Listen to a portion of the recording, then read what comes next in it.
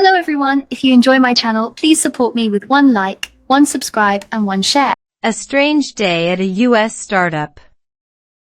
What if the thing you almost gave up on was not your English, your marriage, or even your confidence, but the way you thought you had to live? I remember walking into a small startup in the United States and thinking, what is happening here? People were questioning ideas, laughing at mistakes, changing plans, and somehow still getting work done. I felt excited, confused, and honestly a little embarrassed because I could understand some English, but not everything. And that day, one simple question from a young American coworker would make me look at my own life completely differently. I had expected a normal workday. Instead, I walked into a lesson about innovation, love, family, and starting again. The startup was not a giant glass tower with people wearing expensive suits. It was a lively American workplace where people moved quickly, shared ideas, and were expected to speak up. In 2026, that spirit of experimentation remains an important part of many U.S. startup environments, especially as companies adapt to AI and new ways of working. I remember sitting at a table with my coffee, listening to a conversation about a new product. Someone said, "What if we try a different way?" Another person answered, "Let's test it." I quietly repeated the sentence in my head, "Let's test it." It was simple English. No complicated grammar. No giant vocabulary. Just 4 useful words. I realized something important. Sometimes we do not need perfect English to participate in life. We need enough courage to try. That idea stayed with me because, at home, my marriage had entered a difficult season. My husband and I loved each other, but love does not automatically make every problem disappear. We were tired. We disagreed about money, work, parenting, and the future. Some evenings, we talked like 2 people trying to solve a business problem instead of 2 people who once promised to grow old together. I began wondering whether relationships could also use a little innovation. Not fancy technology. Not dramatic changes. Just the courage to ask, what if we try a different way? But that afternoon, just before I left the startup, my coworker looked at me and asked a question that I was completely unprepared to answer. And strangely enough, it had nothing to do with work. The question that changed everything. I thought the hardest part of that afternoon would be understanding fast American English. I was wrong. The hardest part was understanding one simple question that touched a problem I had been hiding from myself for months. As I stood near the door of that small U.S. startup, my coworker smiled and asked, "What would you change if you knew you couldn't fail?" I laughed because I thought he was talking about the product. But then he looked at me and waited. Suddenly, the room felt strangely quiet. I wanted to answer in English, but my mind became completely blank. I knew the words. I knew the grammar. Yet I could not make my voice move. This was one of those moments when learning English stops being a school exercise and becomes real life. I finally said slowly, I would change how I live. He nodded and simply replied, "Then start small." That sentence stayed with me. In many U.S. startup environments, questioning old assumptions, testing ideas, And learning from experiments are often treated as part of innovation rather than as signs of failure. Current workplace research also continues to emphasize curiosity and experimentation as important ingredients for innovation. Globe Newswire, I began thinking about my own life. At home, I had been waiting for the perfect moment to fix everything. I wanted the perfect conversation with my husband. The perfect plan for our family. The perfect English. The perfect confidence. And because perfection never arrived, I kept doing nothing. Maybe that was my biggest mistake. I remembered a simple English phrase from that morning: start small. I repeated it quietly. Start small. It was easy to hear, easy to say, and suddenly it felt powerful. That evening, when I returned home in the United States, my husband was in the kitchen preparing dinner while our children were arguing over something completely ridiculous. I almost laughed. It was ordinary family chaos, but for the first time in weeks, I did not see it as another problem to solve. I saw it as something precious. I put my bag down and said, "Can we talk?" My husband looked surprised. I sat beside him and told him about the startup, the strange question, and the sentence I could not forget. Then I asked him something I had been too afraid to ask before: if we could change one thing about our life together, what would it be? He did not answer immediately. He turned off the stove, looked at me, and said something that made my heart stop.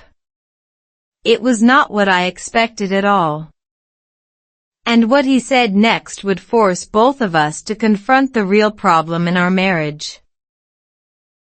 When English made me feel small. I used to think confidence came before action.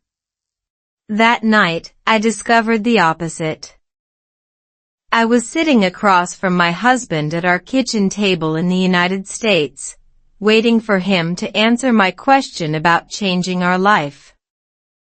When he finally said, "Maybe we are both tired of pretending everything is okay," I felt those words before I understood them. There was no shouting. No dramatic music. Just two tired people, sitting under a warm kitchen light, suddenly telling the truth. I looked down at my hands and whispered, "I think I am afraid." My husband asked, "Afraid of what?" I almost said, "Everything." Instead, I tried a simple English sentence I had practiced many times: "I am afraid of failing."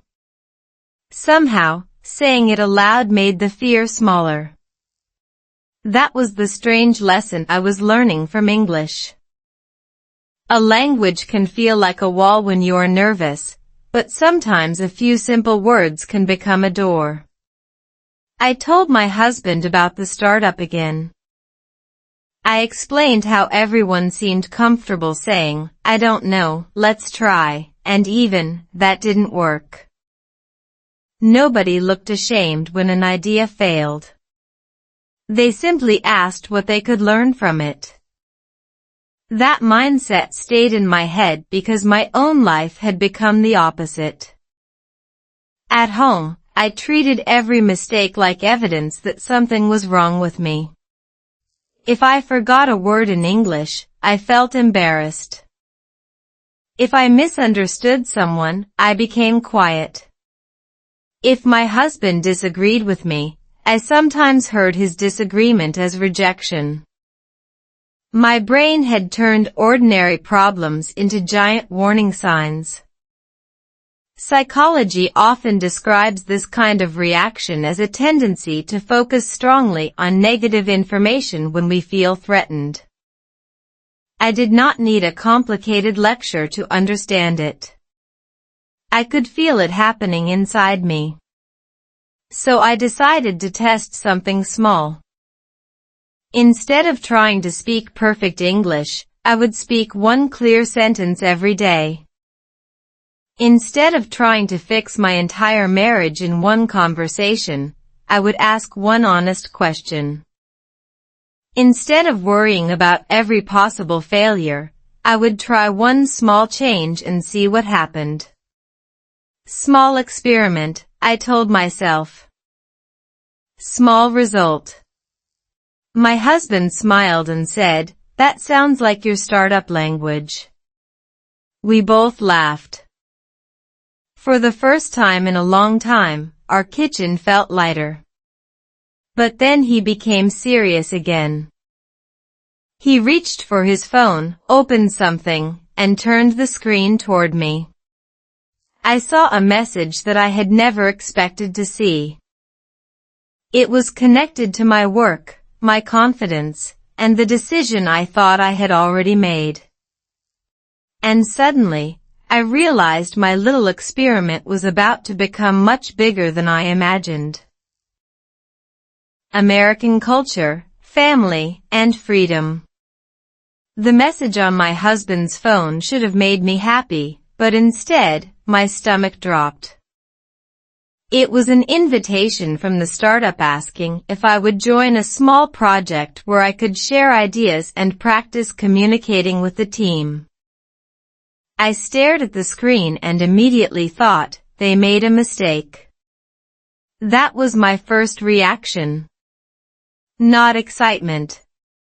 Not pride. Doubt. Then my husband said something that stopped me. "Why do you always assume you are not ready?" I had no answer. I had spent so much time worrying about my English that I had forgotten something important.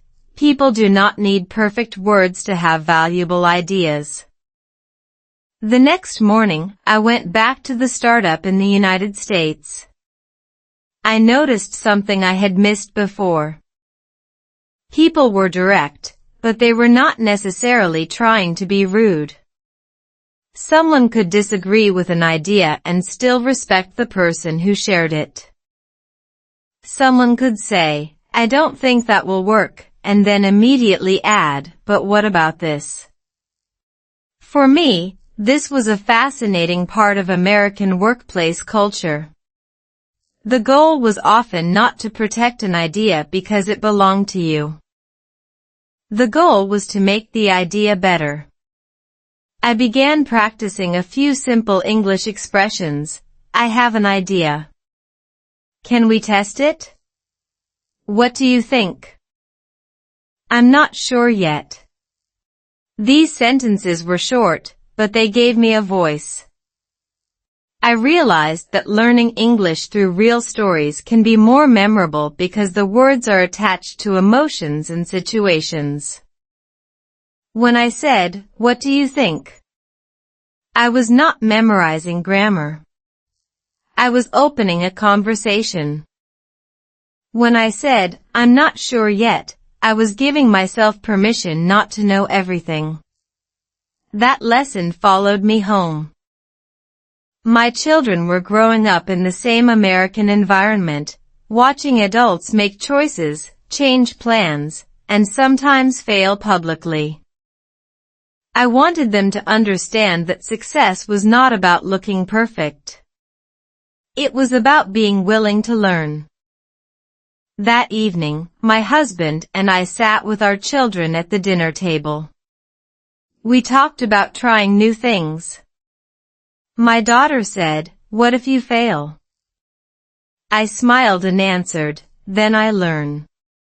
My husband looked at me and laughed. That sounds very startup-like. We all laughed together.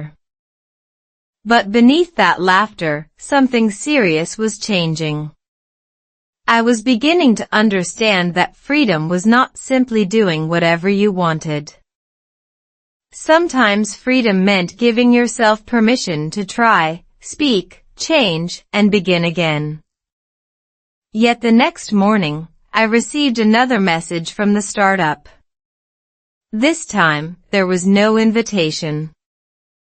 There was a problem, and somehow, my name was directly connected to it. Our hardest season together. The message said, "We need to talk about your idea."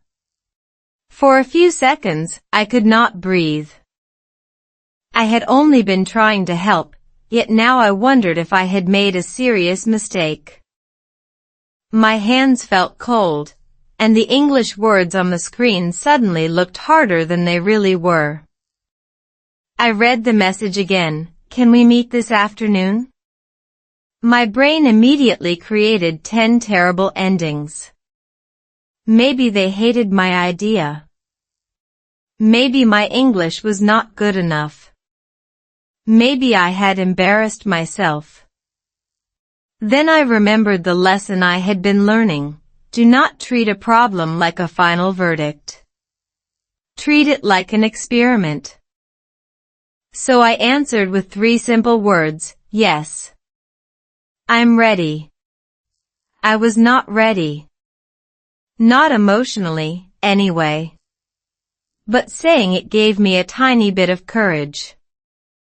At the startup, I discovered that my idea had not failed. The problem was that I had misunderstood one important detail during a conversation. My English was clear enough to share the idea, but I had missed a question about timing. It was a small communication mistake, but to me, it felt enormous. My coworker did something unexpected. He did not criticize me. He said, "Good lesson. Now we know what to improve." I almost laughed. "That's it?" I asked. "That's it," he said.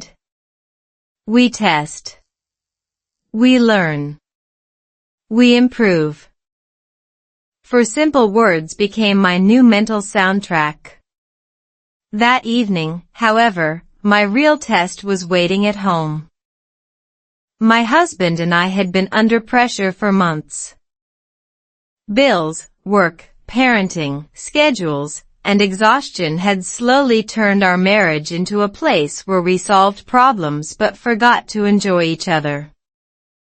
We were not broken. We were simply tired. And tired people can sometimes mistake exhaustion for the end of love. I sat beside him and said, "I think we need to change something." He looked at me and asked, "What?" I took a deep breath. "Not everything. Just something." We decided to try one small rule. Every night, for 15 minutes, we would put our phones away and talk. No money. No work. No complaints about the children. Just us. At first, it felt awkward. We had forgotten how to talk without discussing problems. Then one evening, my husband asked me, "What do you miss about us?" That question opened a door I had been afraid to touch. I told him I missed laughing together.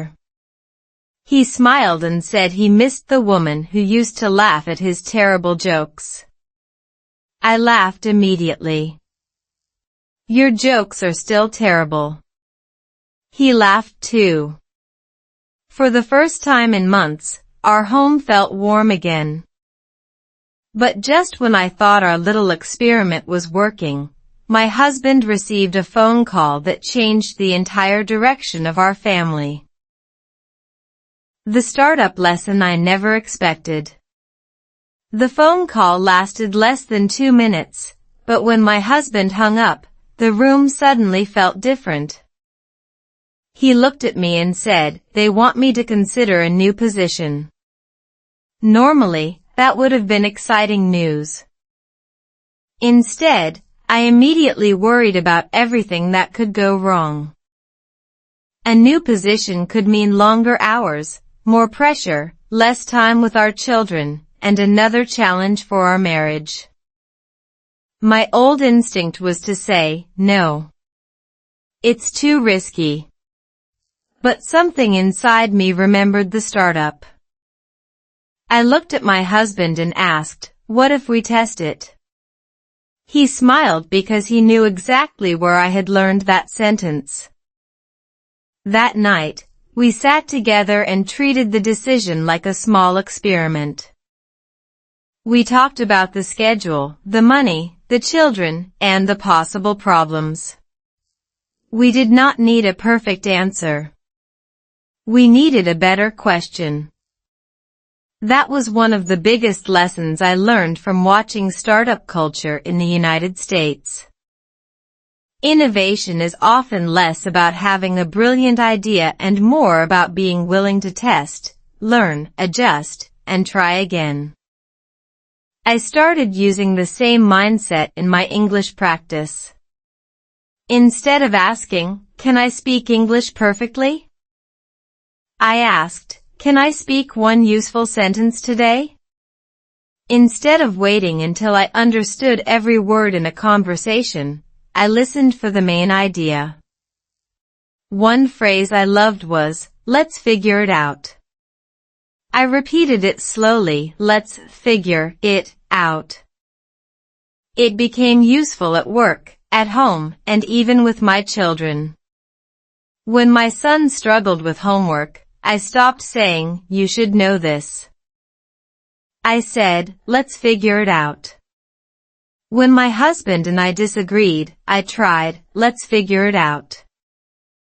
The words were simple, but they changed the atmosphere. We were no longer two people fighting to prove who was right. We were two people trying to solve the same problem. Research on learning also supports the value of active practice and retrieval rather than simply reading information passively. For me, that meant saying English sentences aloud, using them in real situations, and repeating them until they felt natural. Slowly, my confidence grew, not because I suddenly became fluent, but because I stopped treating every mistake like a disaster. My husband eventually accepted the new position, with clear boundaries for family time. We thought the biggest challenge was behind us. We were wrong. A few weeks later, the startup offered me something I had never expected, a chance to present my own idea to a small group. And this time, I would have to speak in English in front of everyone. Small English, small changes. The night before my presentation, I stood in front of the bathroom mirror and practiced the same sentence so many times that even the mirror probably wanted a break. I have an idea. I said it slowly. I have an idea. Then I imagined 10 people looking at me, waiting for me to speak English perfectly. My heart started beating faster. What if I forgot a word? What if someone asked a question I could not understand?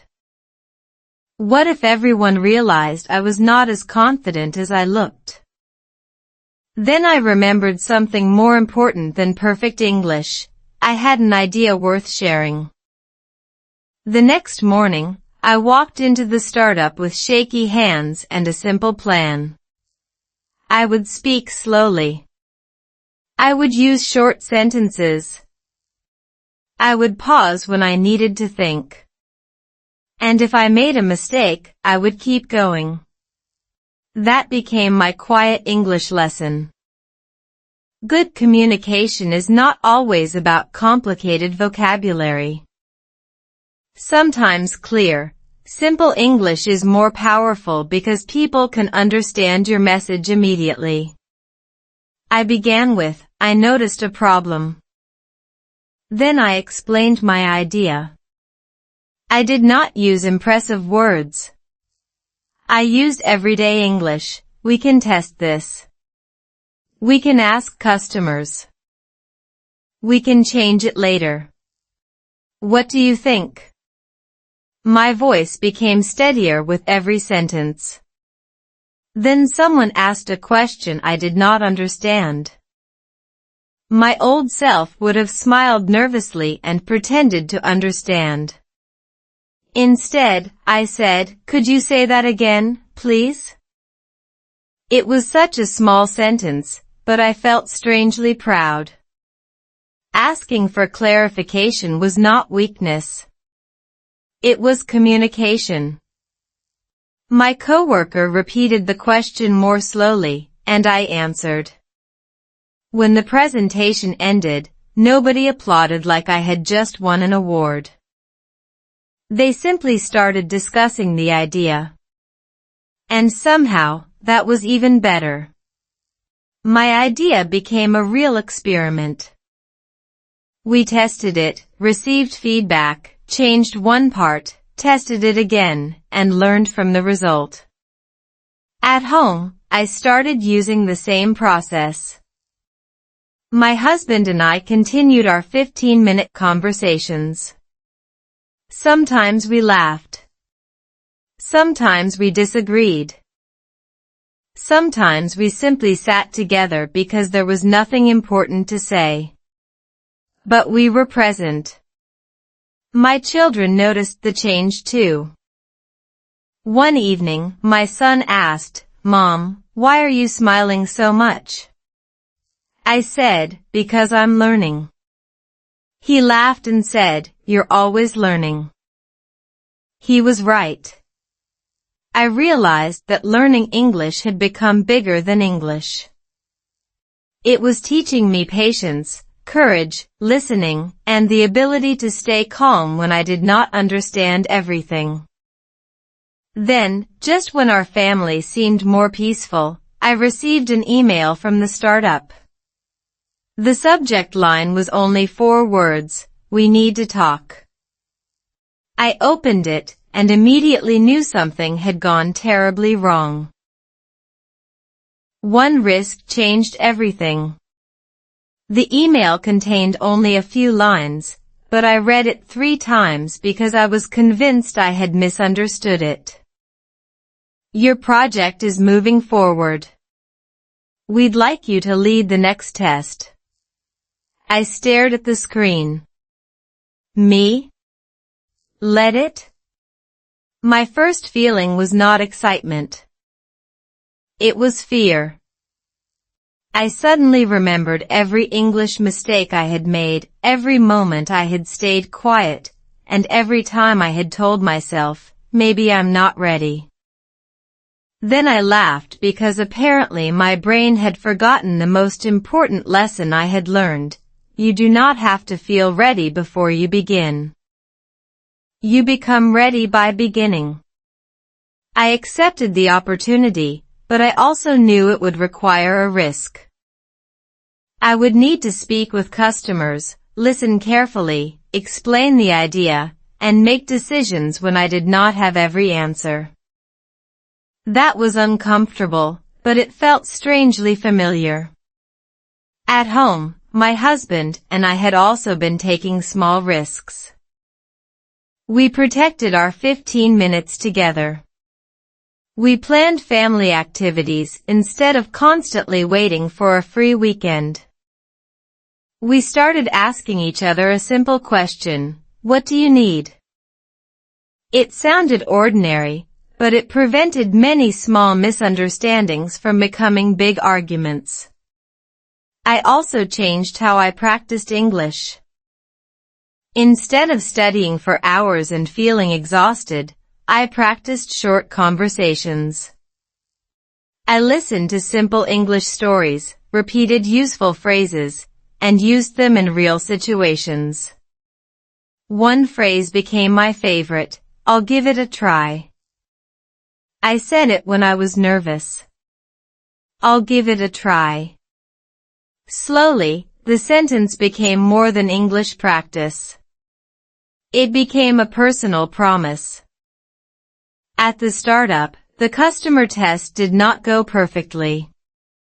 One person disliked our idea. Another person misunderstood it.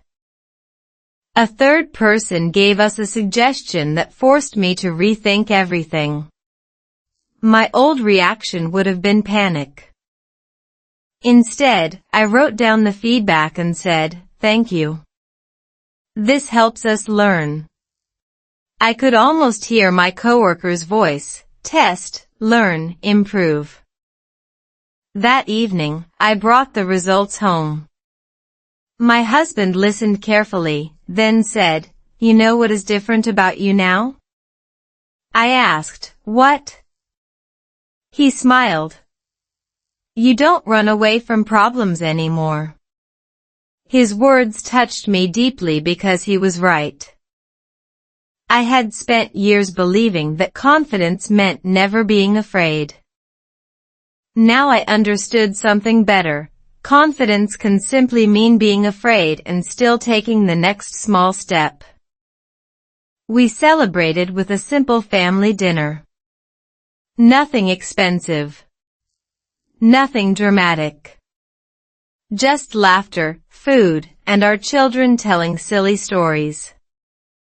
I thought that was the happy ending. Then my phone vibrated.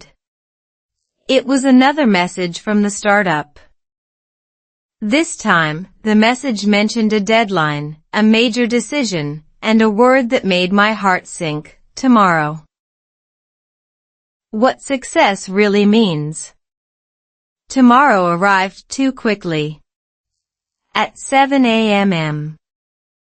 I was standing in the kitchen with a cup of coffee, staring at a message that could affect my work, my confidence, and my family's plans. The startup needed a decision, and I had to help make it. A few months earlier, I would have panicked. I might have convinced myself that someone smarter, more confident, or more fluent in English should handle it. But that morning, I looked at my husband and said, "I'm scared, but I can do this." He smiled and answered, "That's enough." I drove to work thinking about what success really meant to me. In the United States, startup culture often celebrates growth, speed, innovation, and bold ideas. But I had discovered another kind of success. It was waking up and not being afraid of mistakes. It was having enough confidence to say, "I don't know yet." It was listening before answering. It was knowing when to change direction instead of stubbornly protecting a bad idea. These lessons also changed my English learning. I stopped measuring myself by how many difficult words I knew. Instead, I measured progress by whether I could communicate one idea more clearly than yesterday. My favorite phrase became, "Let's take it one step at a time." I practiced it slowly, "Let's take it one step at a time." Then I used it at work. I used it with my husband.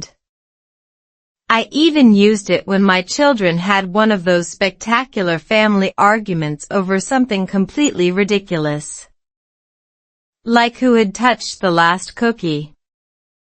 We laughed because apparently innovation had not yet solved the cookie problem.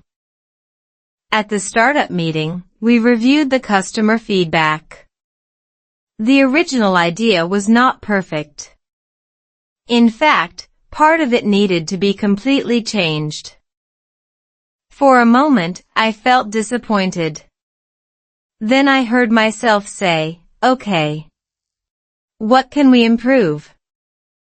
Everyone became quiet for a second, and then we started working. That sentence represented how much I had changed.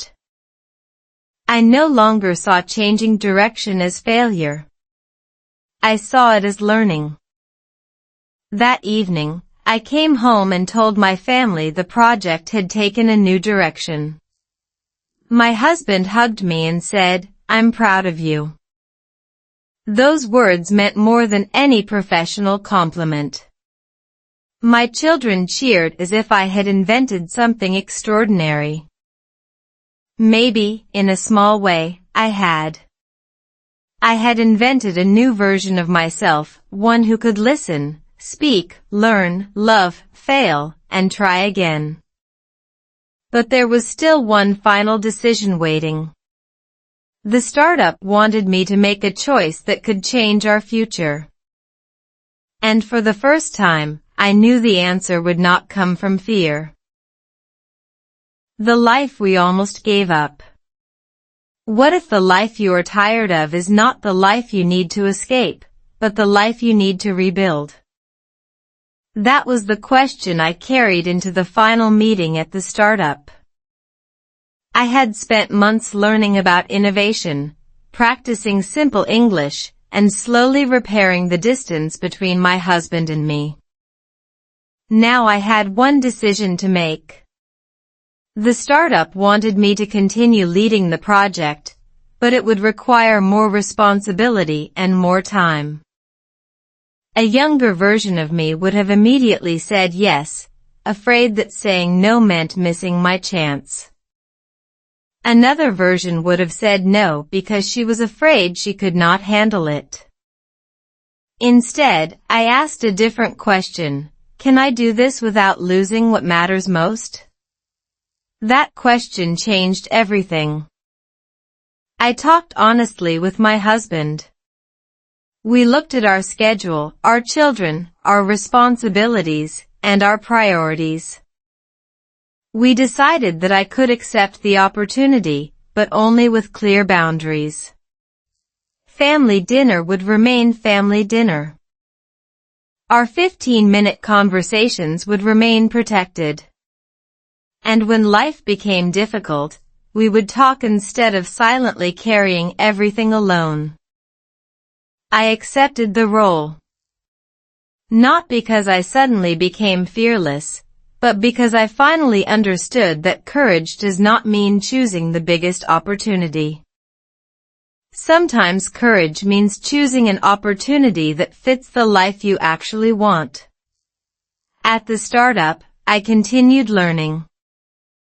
I learned that innovation can begin with one question: what if?